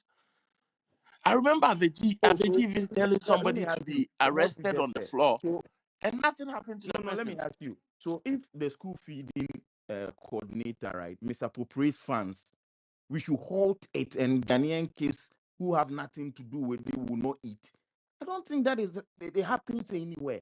Let the person who was misappropriated funds be prosecuted. But we cannot hold budgetary allocation to an entity just because a head or one person there or even the whole entity decided to misappropriate it. That is chaotic. I don't know, but let's move on. There's not time for this. But I was just wanted to draw your mind to. We can have that discussion another time. Let's move on so that we don't do a back and forth. No, But no I problem. appreciate your We'll views. talk later. No problem. Well, I think so. I think the point that Sir Benjamin is making, though, right? I think it goes beyond the because the auditor general just audits like the financial statements of these. So there's not like value for money detailed audits that's done every year, right? Because they have to. They cannot. They won't be able to do that to begin with. Like they won't be able to do detailed performance audits of each of these state-owned enterprises and all these public agencies, right? So what they publish on those broad reports, it's more on the financial statements, right? So they audit the financial statement, they talk about whatever irregularities they've seen and all of that. Because it will be hard for them to do performance audit. But I think that's the point that he's getting at. I think, at least from my understanding, Yeah, I mean, it's about if this loop it's a was there, you think it would take that long for us to find out that National Cathedral, the money that was spent wasn't supposed to be the money that was spent? I mean, National Service, 3 years later, if there was really auditing going on, yeah, because the financial statements audits that they even do even won't. the internal auditors that's supposed to be put there. And I remember Domovo saying this again and again. They don't even have enough people to put the internal auditors there and external auditors to come there. It's all not done. So when the money goes, however they spend it, that's it. We make so much noise about the political class. It is the service people, the directors of the institutions, the directors of the ministries and this. Those are the people who nobody looks at them. But that's where the as Atacha will say, only criminality, no. That Anyway, part that part I disagree with. So that part I disagree with. I think regardless, no matter what, the buck stops at the political leadership. So if it's a civil service, that's what the issue is. Well, it's up to the political leadership to address that, right? Because at the end of the day, the civil servants do they have direct interface or direct accountability to the people, right, versus the political leadership? So if the political leadership think that that's where the issue is, so for example, national service, right, if that's happening in national service and it's not the politically appointed people that are spearheading it, it's the public service or the people that are in the civil service that are doing that, well, it's up to the political leadership to be able to no, figure that I'm out. not blaming one or the other. It's a combination. Okay, so we've gotten to the extent where people go on board, and when they go on the board of any company, the first thing they want to do is how much can we make? Then they get in bed with the civil servants, and they all speak in beautiful language about corruption.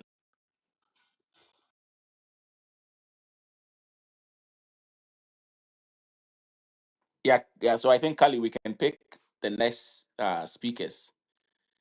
Okay, Yeah. okay. I was just listening to the conversation. Um, let's hear from Benny, and after Benny, verbal transformers. And I think before Benny, let me hear from Edem Kojo. I think he made some clarification that I wanted him to address, and then after that, we'll hear from Benny and then verbal transformers. Okay, thank you. I think my main reason why I actually just requested this was um, I have an issue with when false news is being published or pushed out. And I think for a space like this, it's important that when people put out something that is not accurate, we try to correct it because it's a big space and people can take it out there. So there was a guy that came, I don't know whether it's Prince, maybe I got the name wrong, that was saying that per a news reportage, the Hajj village was going to cost $600 million. I think I've shared it on my TL. The cost for that project is $14.6 million. I am not here to do a justification. I just want to put it across in the right space because when you say you are talking to government and then you decide to more like have a discussion with wrong data, they can easily just rubbish your figures you put out and then not deal with the main issue. So yes, you might have a legit concern about whether it's that amount is actually right given the circumstances that we find ourselves.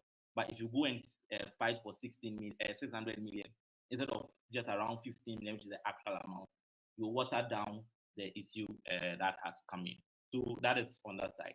If I'm going to speak on the budget, it's a banter I'm having with someone on the TL, and I think for me, I'm a bit interested in the whole conversation around our gold and then the gold board.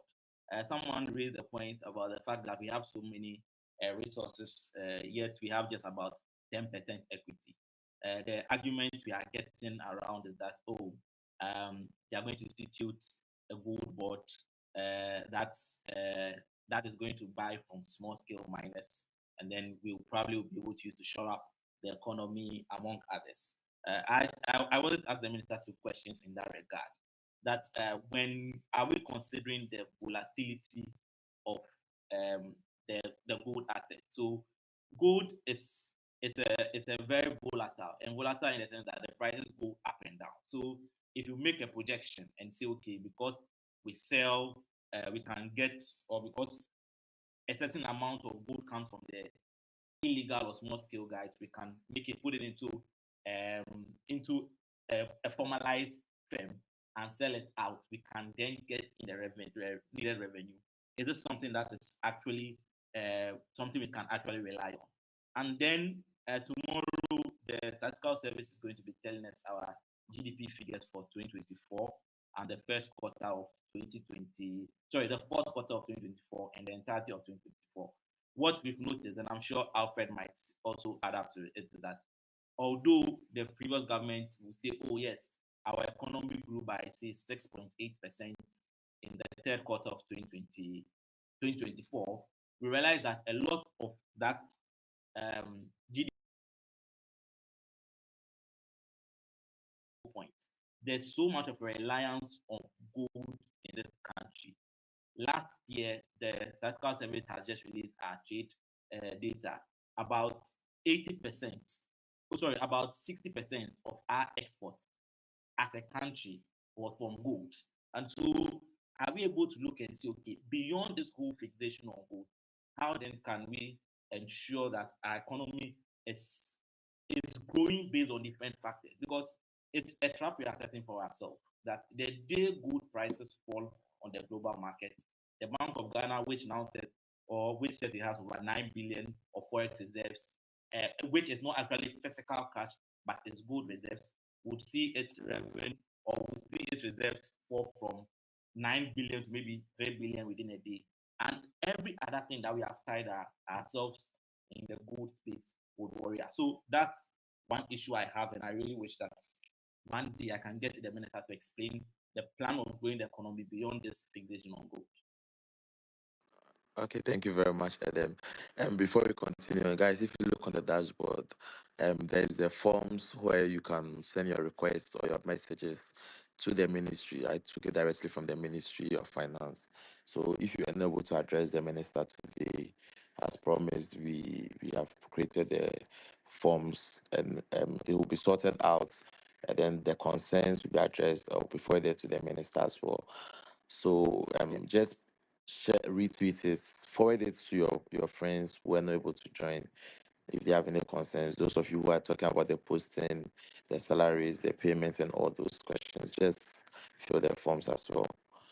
So and I think on the gold board too, I also have my own questions about the gold board, and one of them is, of course, we know that we've heard that the Bank of Ghana says that with all the gold for oil stuff, the gold board potentially will be taking over that, right? And the question that generates is that how is the gold board going to find the financing to be able to do that? Because a lot of money that will be committed. Is the Bank of Ghana going to be basically giving money to the gold board to do that? Because if that's the case, then has the Bank of Ghana really left the whole gold board or the whole gold purchasing or gold trading programs that the Bank of Ghana is doing, right? That's one of the things. I think the other thing is also we've heard that, or at least the Bank of Ghana boss even said that they had made losses. We don't know how much of losses they've made, right? So if they've made losses, right, and this gold board is going to be a new entity, it doesn't even have any credit rating or any sort, right? The PMMC that the gold board is going to replace doesn't have the balance sheet. Like if you look at the financial statement of the PMMC, right, like it has very little in terms of assets and all of that. So how is it going to be able to um, finance all the things that you are talking about? So one of the questions I was hoping to have asked the minister was if there was going to be a budget allocation for for the establishment of the gold board, because it's going to basically almost start from scratch, right? But it doesn't have the muscle, the financial muscle, to be able to do all of that, right? So how do we navigate that? And also thinking about the fact that the Bank of Ghana itself has made losses from trading gold, and like Adam said, it's a very very volatile commodity, right? In terms of pricing, right now the prices were high, and that's what's driving a lot of our exports and stuff. But what does that look like for the gold board? And I've seen comparisons to cocoa board and all of that, but cocoa board itself is not in a good shape. So how does that become the model that that would work in terms of gold? And then there's also the whole thing about if government itself is involved in gold trading, how is that impacting our fight against galamsey? Right? Because one of the things that has come up in the past about the Bank of Ghana is all the domestic gold purchasing program has been about potentially it's possible that the Bank of Ghana's gold could have been corrupt, could have been contaminated by some of the Galamsey gold because the government itself is in the market. But we haven't really seen any comprehensive evaluation of that. Right now, we are moving forward to doing a gold board. So how does all of that kind of tie in? So those were some of my questions about the gold board.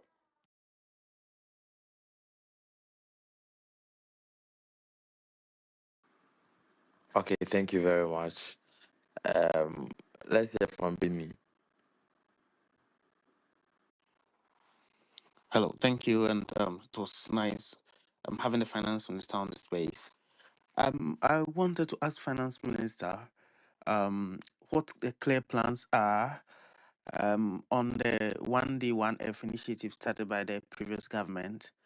Um, they've come up with clear plans on what to do with the Agenda 111, but little has been heard, even in terms of auditing how finances were spent on setting up these factories, which some are not operational, and what their plans are, and that is in relation to the budget, just to drive up employment and to help with their own 24-hour economy policy, to provide homegrown jobs to the people of Ghana. Thank you. Okay, thank you very much. Let's hear from no, um, Ajwa. Ajwa, hear from Nana AJ.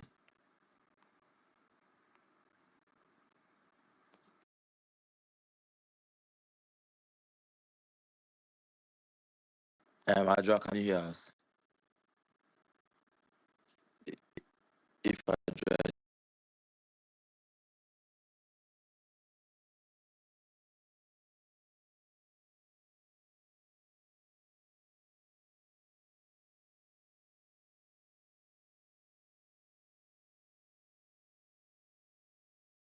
yeah, I can hear you.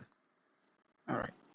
My question has to do with youth in agriculture, and then specifically on the uh, poultry farm issue. I remember during the campaign and this series that they were going to sponsor the youth to venture into poultry farming, which is very important, and I am also interested in that. So I would like to ask if this budget is going to capture something on that, so that, or even if not now, when? Because some of us are eager to venture into poultry farming. So this is my question, and thank you very much for your opportunity. Okay, thank you very much. So as for before we pick the next speaker, this is going to be the last set of speakers, and then we'll get the final words from my co-host as well. But if you are not able to ask your questions, you can look on the dashboard. Um, there's a form on the directly from the Ministry of Finance, so you can fill it, write your concerns, and it will be addressed or be given to the minister to address it in the budget for you. Hopefully,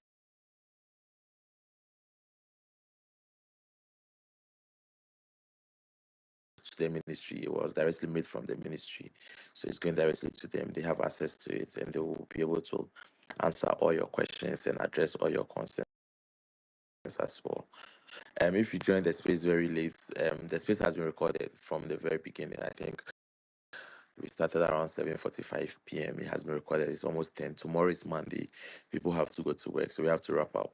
But then it has been recorded. So if you missed most of the things the minister said, you can replay them from the very beginning once the space has ended, and you'll be well abreast with what we discussed so far. So let's hear from Richard. And from Richard, you go to Bismarck, and we get the final words from our co-hosts. Thank you very much, Khalid, and hello to my seniors, Austin and Alfred on the call. I think I would have loved to have asked my question earlier when the minister was on, because one of the major things for me is most often now when we are speaking about budget reading and even generally the economic status of the country, we seem to forget the fiscal predicament that we are in. Ghana is in a very tricky space where, I mean, of course, there's been a lot of promising about cutting down taxes. Everybody has asked that question. If you cut the taxes or if you remove all those COVID levies and e-levies and things, where are you going to make the money from? There's been some quite, I want to say vague answers in the sense of, okay, we are going to get more money from VAT, but broadening the tax coverage, especially through VAT, is very tough just because of how Ghana's economy is a lot of.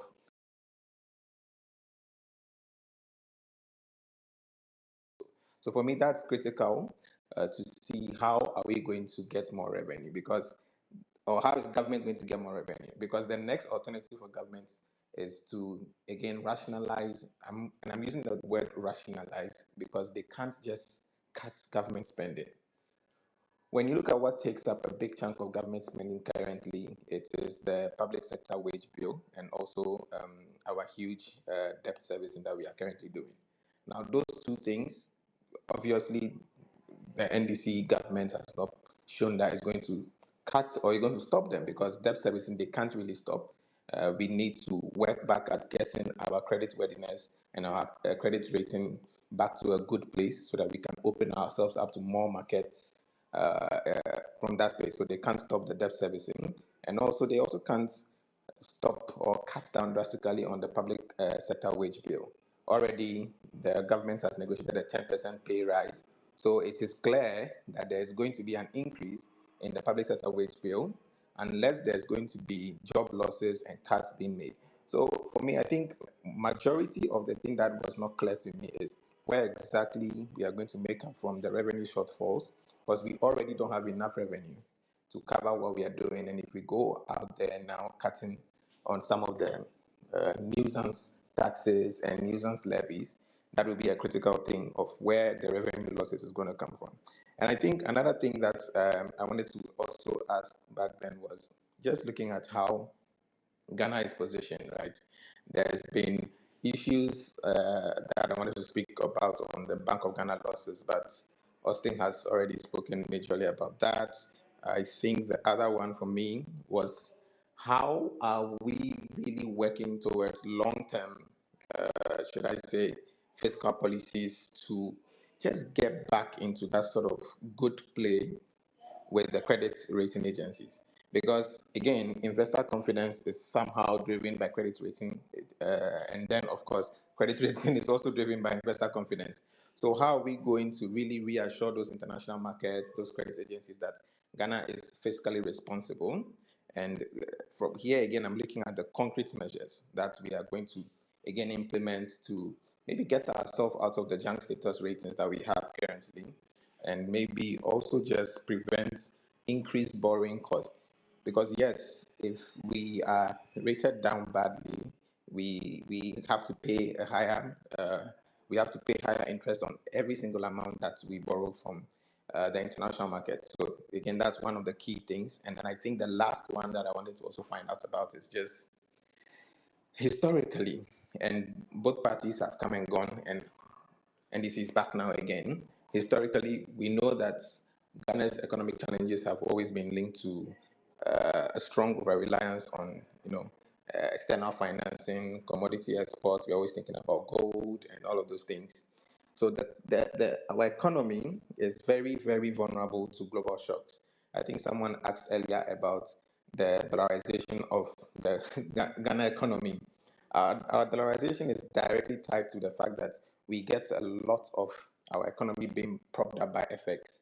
We are exporting a lot of stuff, and that is the biggest chunk of our thing. I know there's a lot of talk about how we're going to move into the services side.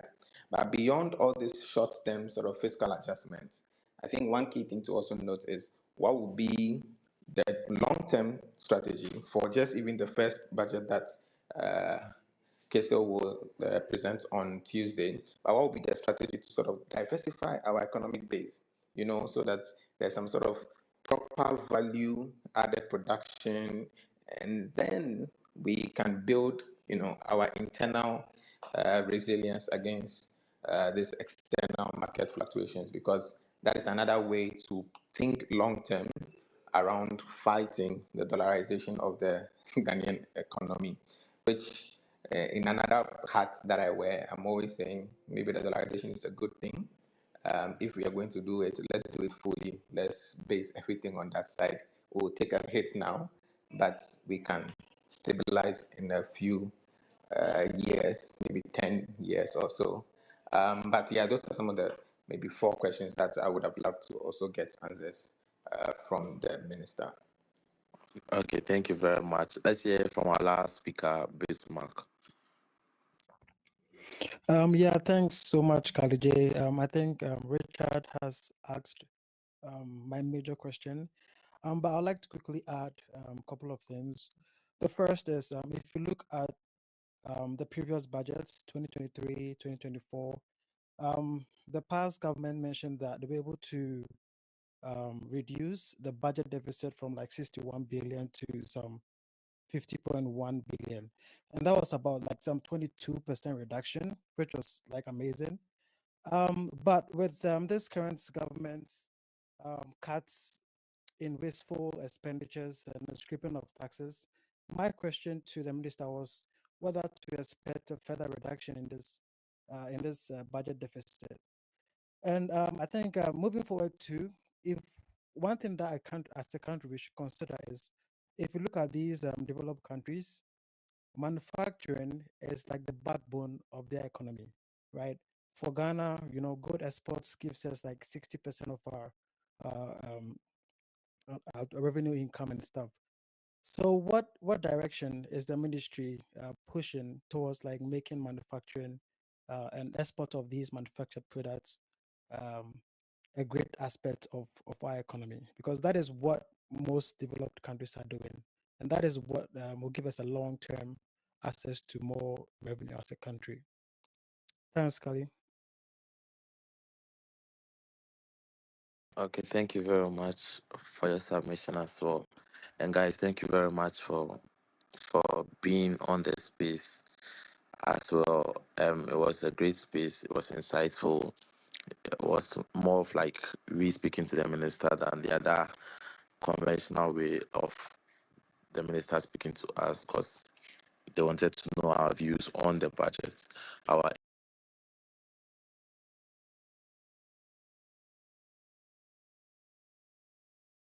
experts from the youth side. He decided to come on Twitter Spaces to do that, to interact with us. I could see that we had like a lot of requests. I think at a point we were hitting like 120 requests. People wanted to speak. Even if I'm supposed to give everyone 1 minute out of that, we will still be doing 2 hours of questions, and we had less than 1 hour, less than 2 hours to do the spaces. So obviously we will not be able to cover as many questions as possible. But then again, we've created the forms, Google Forms, right from the ministry. So So once the space is done, you can just fill your forms with your concerns. The ministry will look into it and categorize it according to the sectors which they feel they can address in the short term, and in the long term they will continue working on it. Hopefully, after the budget reading, the minister will be brought back on the space to discuss the final um, budgets, the new stuff that will be appearing.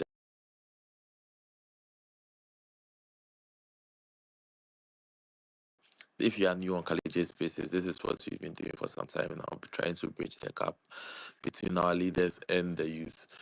So far, we've done the Honorable Minister for Youth Empowerment, Honorable Giorgio Pariado, after the SONA, the State of the Nations address by the President. We had a discussion on the youth side and how the youth can benefit from government policies. He mentioned the 1 million coders program and so many more policies that the youth can benefit on. Today we did the Minister for Finance to get our views on the budget reading and others. So gradually, we are making progress. We are at least having a say in how the government's is supposed to um, treat us. Hopefully, we the youth treat us, and we are trying to bend that bridge between, or build that bridge where we the youth can elections as well, putting them on their toes as well. And as you can see, the platform here is free and fair. As long as you keep it clean, no one is restricted to whatever you can ask. We picked a lot of random people, random faces, new faces. All they have to do is keep their questions straight to the point, respectful, and your concerns will be addressed. Hopefully, going forward, we will get a lot of our leaders on board as well. I could see a lot of people tagging me on the Minister for Lands. I could see highways. I could see Minister for Sports and all that. Hopefully, in the near future, we'll be able to get them on their space as well to hear from them directly what progress they are making in their specific ministries. It's a long road, but hopefully we'll get there. And I will get our final words from my co-hosts. And a big thank you to everybody that joined, the media houses that joined, that carry the news and also sharing. Please give us credit on here because we are also trying to grow our brand as well. The media houses that also picked up the conversation, Ahoto FM, Power FM, um, I think MX24 also picked it up as well. And I think XYZ TV also streamed it live as well. And some of the media houses also streamed on YouTube as well. A very big thank you to you. So let's hear from our co-hosts and we can wrap up. The space has been recorded, so if you joined very late, you can go back to the very beginning and listen. And please share the space link outside of Twitter. Share it to other platforms, WhatsApp. You can even screen record some parts and post on TikTok, Instagram, Facebook, so that the message can spread wide. At least you are hearing directly from the minister on the platform, so that we reduce misinformation, we reduce propaganda, we allow the government to work, and hopefully we invite the other youth on the other platforms on Twitter for the next edition. So screen record, screen share it to as many people as possible. Let's get the message far and wide as well. So let's hear from our co-hosts. Okay, I'll just go. So, no, first of all, thank you everybody for joining, and for putting your questions to the minister. Either you were able to put it directly or after the fact, but as Kali said, there was just not enough time, and so we hope that we'll be able to do this again, especially with sector specific ministries. And I think a lot of the questions, because the budget is not out and the minister couldn't answer I guess they didn't want to put the cart before the horse kind of thing. So, but regardless, I think once we have the budget out, we will be able to have very specific questions to ask as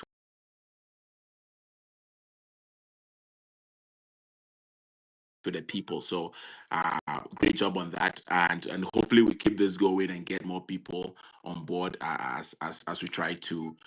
As the country is on a reset journey, this is part of bringing. I think, to me, this is part of bringing the people along this journey, right? And so this provides an opportunity that you know the average person will be able to, at least the average person on Twitter, I should say, will be able to put some questions to people in authority and hopefully get some answers.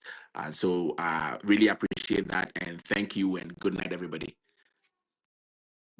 Thank you very much for being my co-host as well, and I really appreciate it. Let's hear from Austin too as well. Okay. The people at the Ministry of Finance had a meeting, and finance minister go to interact with ordinary Ghanaians about the upcoming budget, and they took him to the market. When it got to how about the Ghanaian youth, he said, let's go to X.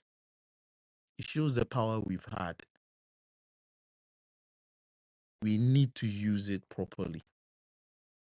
I think that this should serve as a lesson to all of us. If we are on this drive to hold leaders accountable, we should know that our voices must be heard. But when our voices are heard, they should be heard in a proper manner, in a proper forum. We can discuss all the other things. All the other things we do, but gradually they are pushing what we do as Ghanaian youth on social media. So let's seize this opportunity. And I advise to the minister in charge of government communication, if you listen at that or his innocent, the myriad of questions we should have not even gone to. So if we are resetting, if we are bringing governance to the people, we should be able to bridge that gap, have such discussions with sector-specific ministers and also agency specific heads. When some of these things become the explain, so that we are able to appreciate it, and it would help to bring governance and accountability to the people, so that the people can also buy into what leadership want to do. Thank you to everybody who joined us. Those who couldn't ask questions, like Alfredo has reiterated, there is a platform which has been